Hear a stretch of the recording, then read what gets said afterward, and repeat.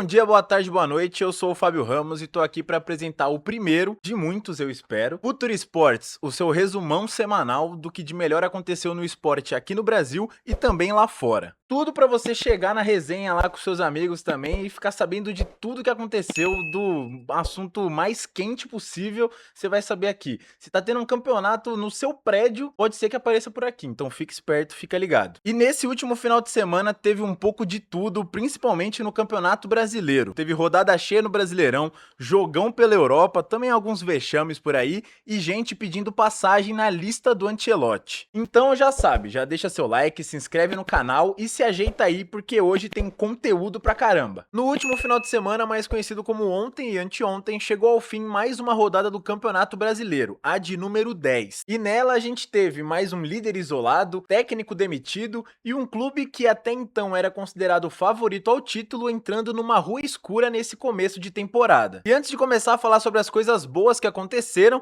a gente precisa lembrar que, mano, são 10 técnicos demitidos em 10 rodadas, tendo nomes como Dorival Júnior, Tite, Felipe Luiz, Jorge Sampaoli disponíveis no mercado. E o primeiro nome dessa lista, né, o do atual campeão da Copa do Brasil, caiu ontem depois de mais uma derrota em casa, a quarta nesse Brasileirão, ampliando a sequência negativa atual para 7 partidas sem vencer e ainda ocupando a primeira colocação fora da zona de rebaixamento. E agora o Timão tá de técnico novo, sob nova direção, assinou nessa tarde com o Fernando Diniz, né, campeão da Libertadores com o Fluminense e tal, e que já vai começar com uma tarefa nada fácil. No meio da semana tem a Libertadores, agora com o Corinthians, e no final de semana já vai ter um derby contra o Palmeiras dentro de casa. Aí a gente vai precisar ver se o Memphis vai jogar, se vai gravar um clipe de música, o que ele vai fazer, além de ficar ganhando umas premiações extras aí com a camisa do Timão, né? E o Palmeiras, que não tem nada a ver com isso, ganhou mais uma fora de casa, agora diante do forte Bahia de Rogério Ceni,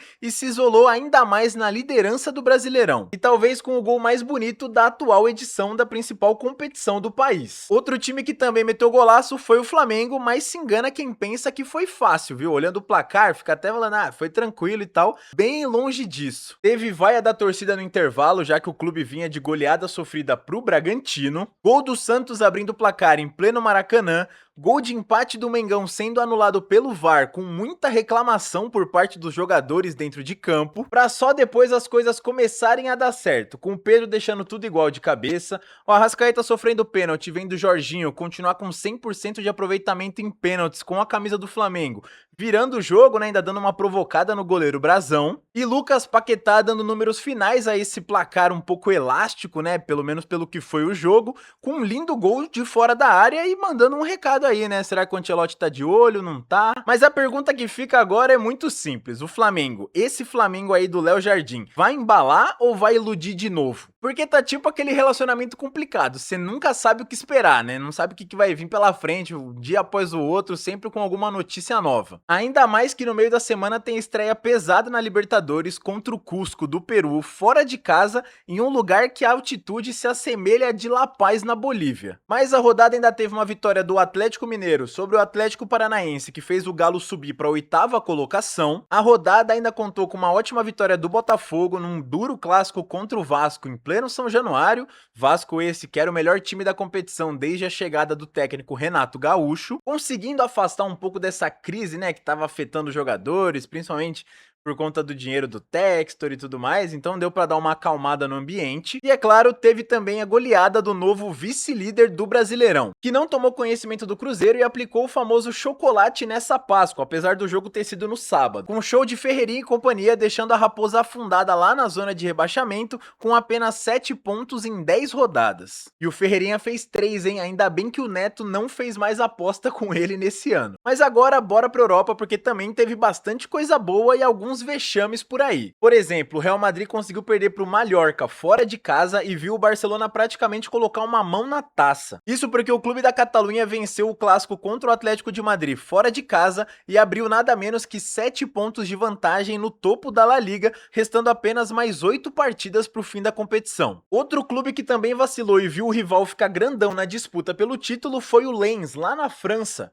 que perdeu o chamado Derby do Norte contra o Lille, e olha que não foi qualquer derrota não, viu? Foi 3-0, fora os ameaços, fora o baile, nem viu a cor da bola direito. E com isso, o PSG abriu os mesmos 7 pontos que eu falei agora do Barça, e pode ser campeão daqui 2, 3 rodadas já. Na Itália, a Inter de Milão segue soberana, abrindo 7 pontos de vantagem para o vice-líder, que é o Napoli, e 9 pontos do Milan, depois de golear a Roma por 5-2 e praticamente encaminhar mais um caneco. Na Alemanha, o mesmo pode ser dito para o Bayern, que até saiu atrás no placar contra o Freiburg, vencendo ali no sufoco, né, para dar um pouquinho de emoção para a Bundesliga, mas que pode ser campeão daqui 2 finais de semana. E em Portugal, que as coisas estão um pouquinho mais amarradas, né, principalmente depois do empate do Porto contra o Famalicão, fazendo um gol já nos acréscimos, tomando um gol mais no final ainda, porque os Dragões perderam uma grande chance de abrir uma boa vantagem na ponta e podem ver agora os dois clubes de Lisboa tirarem essa diferença. Enquanto o Sporting pode diminuir essa distância para apenas 2 pontos, o Benfica pode ficar a apenas 5. E para finalizar esse rápido tour pela Europa, temos a grande Inglaterra,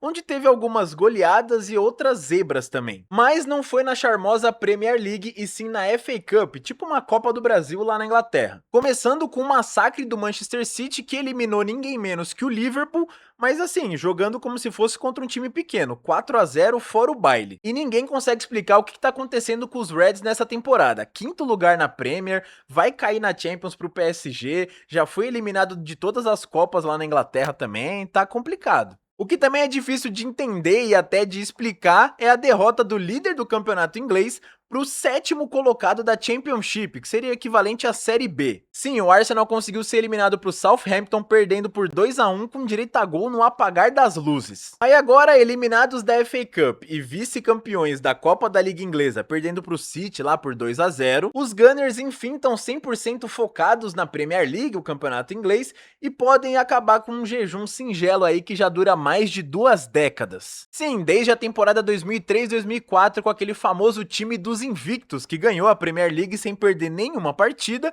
e que depois não voltou mais. O Arsenal não conseguiu repetir esse feito, não conseguiu nem chegar perto disso, né, para ser mais exato, mesmo sendo o 3º maior campeão da história do campeonato inglês. Mas nos últimos anos, né, sendo comandado pelo Mikel Arteta, conseguiu recuperar pelo menos a chance de disputar o título, né, sendo vice-campeão nos 3 últimos anos, e agora tá bem perto de faturar a taça, abrindo 9 pontos do já citado City, mesmo com um jogo a mais, mas a diferença é bastante grande e faltam poucos jogos pro fim do campeonato. Ou seja, é o agora vai, né? Assim eu espero. E por falar nesse agora vai, será que o Arsenal vai papar a Champions também? Bom, essa semana começam a ser disputadas as primeiras partidas das quartas de final da Liga dos Campeões. E com nada menos que Real Madrid e Bayern de Munique, além de Arsenal e Sporting. Mas na minha opinião, os melhores jogos estão mesmo na quarta-feira, onde a gente vai ter PSG e Liverpool, além do clássico espanhol entre Barcelona e Atlético de Madrid, que já pegou fogo lá na Copa do Rei e também no Campeonato Espanhol. E sabe quem vai estar de olho nessas partidas? O nosso radar da Copa, que vai falar melhor depois também sobre os selecionáveis, né, os jogadores que estão presentes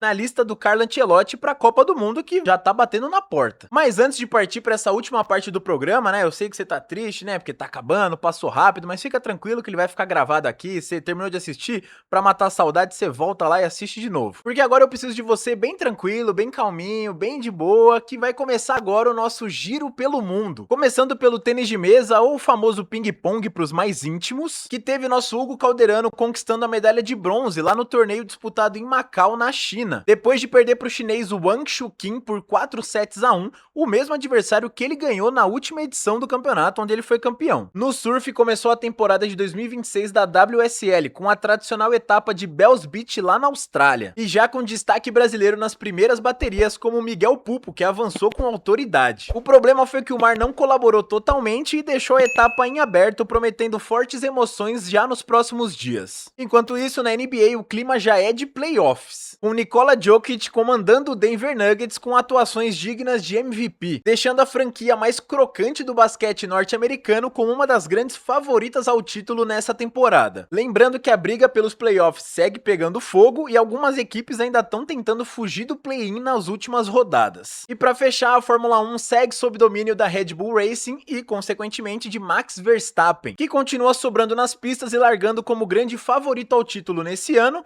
mantendo aquela rivalidade lá com o britânico-brasileiro Lewis Hamilton, enquanto as outras equipes tentam se ajustar ao novo regulamento e tentar diminuir essa diferença. E olha que a temporada também tem um sabor especial pro brasileiro, porque a gente enfim voltou ao grid da Fórmula 1 depois de nada menos que 8 anos sem um piloto brasileiro titular. Sim, desde Felipe Massa em 2017, agora com Gabriel Bortoleto, piloto da Sauber Audi. Gente, é isso, o tempo passou voando, ó, nem vi o horário, parece meu salário quando cai na conta também, nem vejo. Mas é isso, eu vou ficando por aqui, eu espero que você tenha gostado e também não se esquecido de deixar seu like, se inscrever no canal agora, né, começar a seguir a Future Sports em todas as redes sociais, porque segunda que vem eu já tô de volta com mais esporte, mais futebol, mais opinião sem clubismo, ou nem tanto, mas eu volto pra falar sobre a rodada da Champions, o Brasileirão, também pra atualizar sobre a Kings League, que tá acabando essa fase classificatória também, tá pegando fogo, mas aí pra falar de João Fonseca e companhia no tênis, mais Fórmula 1,